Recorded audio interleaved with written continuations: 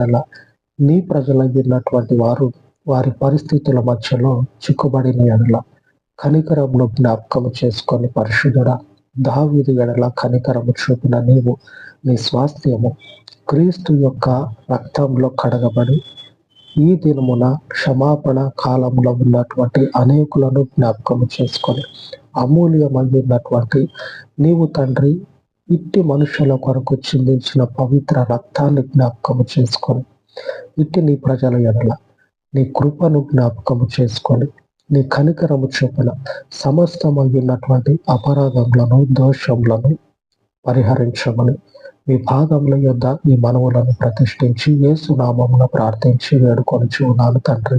ఆమేన్ ఆమేన్. సర్వోన్నతుడైన మన ప్రభు కృప మనకు నిత్యము తోడై ఉండి మనలను నడిపించును గాక. ఆమేన్ ఆమేన్.